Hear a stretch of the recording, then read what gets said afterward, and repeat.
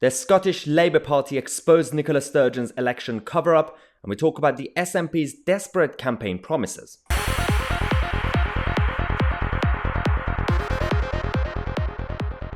Well, hello everyone and welcome to today's first programme. The elections are coming up in Scotland. As we get closer, the desperation from the SNP's campaign team is becoming more apparent. We're seeing every single trick in the book being played by Nicola Sturgeon's party, all the list of all the promises. Despite the fact that they've been in power and in government for years, they are pretending to be running an opposition campaign. For some reason, they are promising a better future. They want to build back better. And we have a list of some of the campaign promises. Apparently they want to have an independent Scotland. We didn't know that. Oh, that's new.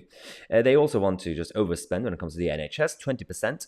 Of course, National Care Service. They also want to give free laptops and tablets to every child, free breakfast, lunches, free lollipops and unicorns, everything you could think of. Now, we're going to talk about the problems, but there is a big issue right now. Nicola Sturgeon and the SNP government, every now and then, they misuse their own resources. The latest that we have, thanks to the Scottish Labour Party for exposing this and the new leader, is that they are now misusing the local councils that are run by the SNP to cover up their own mess. So this is actually fascinating. Anna Sarwar, who's the new Labour leader, was planning a visit to Nicola Sturgeon's constituency because that constituency and the streets around her neighbourhood have always been a massive mess. It's always been problematic, and we know that, historically speaking, local authorities haven't really paid attention to that. Now, what happened was, Nicola Sturgeon's government discovered, and the party found out, that Sarwar is going to be visiting the constituency. Then they've told the local authorities, the local council that's run by the SNP, to go and clean up the streets and make sure there's no evidence of any mess or any problem in the area. Get all the criminals to just hide away for a day. Get all the rubbish bins to just disappear just for a few hours while the Labour Party are there. And this is actually funny because it's not the first time this has happened in British politics, but it's kind of embarrassing considering people will find out. The Scottish Labour leader, Sarwar, has actually discovered this by talking to some of the council workers who are not really pro-SNP, so they've decided to leak this information, saying that they were ordered to do a cleanup operation ahead of his visit. I mean, what?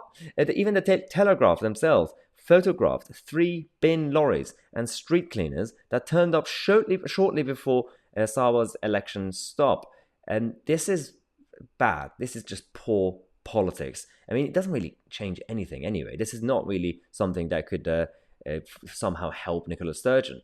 So this is actually the photo that the Telegraph have from the council workers who suddenly turned up out of nowhere to be like, okay, with this area, we need to turn it into the most perfect and polished area that we have in Scotland. This is the sort of behavior you see from Kim Jong-un in North Korea when there's a foreign visitor coming to be like, look at our country, it's beautiful, prosperous, everyone's happy, no criminals, and all just no rubbish.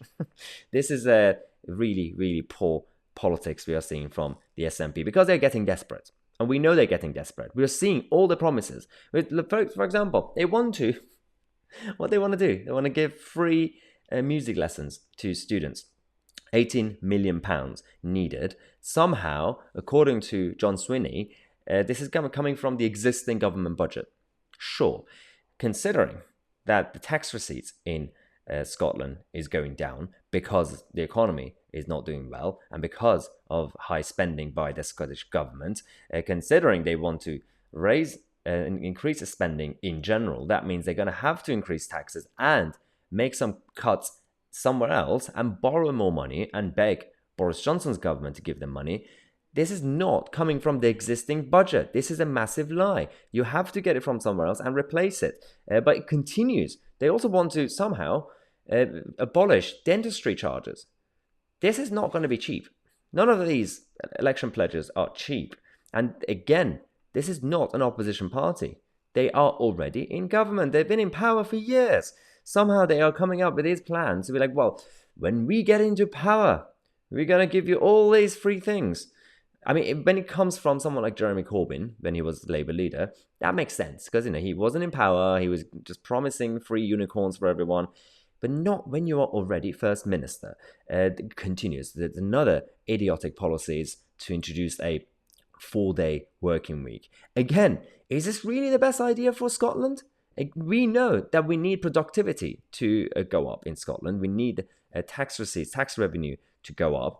You're just going to basically destroy productivity across the industries and sectors. £10 million. This is not going to be £10 million. It's going to cost a lot more, considering there's going to be a lot of bureaucratic and red tape measures on top of it. But she wants to do it because she thinks that if Scottish people are promised to work less, then they'll be happier and they'll be voting for the SNP.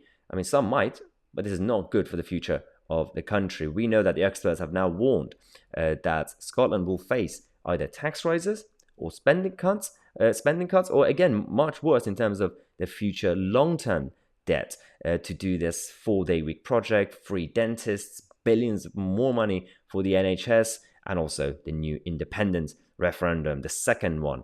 Over the last few years, we've had a lot of these conversations, and it's going to continue until Nicola Sturgeon has finally lost the power that she has.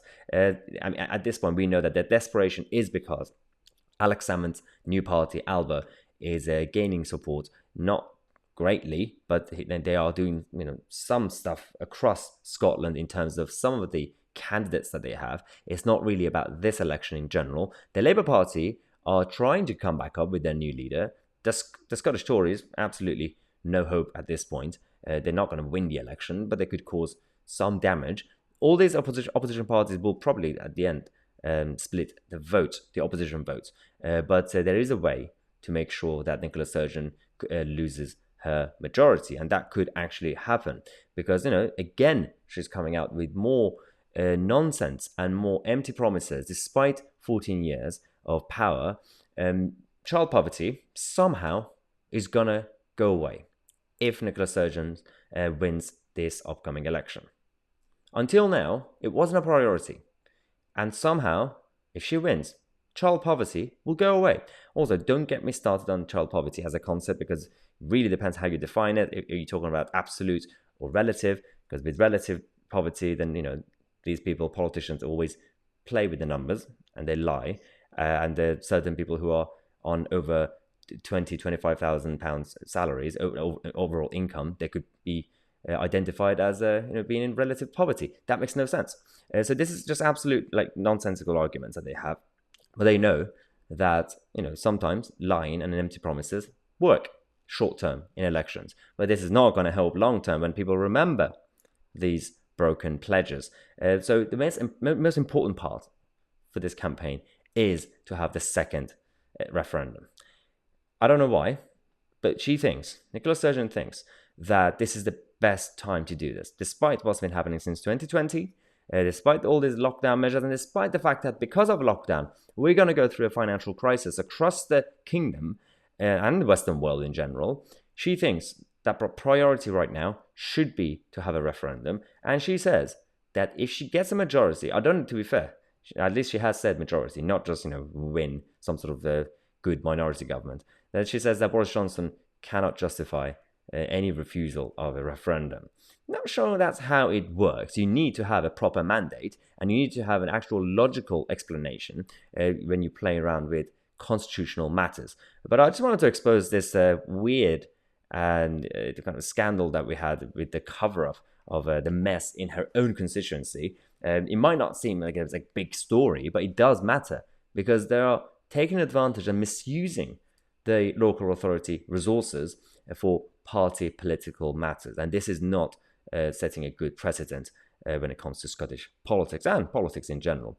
So thanks for watching. Don't forget to subscribe to the channel. If you are a member of the channel already, our next edition of our weekly newsletter will be going out this Sunday. So all you have to do is go on the community page on YouTube, and there's a link to sign up to the newsletter for free if you are a member of the channel. And if you're not a member of the channel, then the best thing to do is click on the link in the description or find the join button next to subscribe and become a member. You get a lot of perks and benefits in return. You get the Q&As, video calls with me and Lacey, newsletters, discounted merchandise, and everything else. We have a big community helping us continue our work. Thanks again for watching. I'm Tousi, and I'll see you guys in the next video.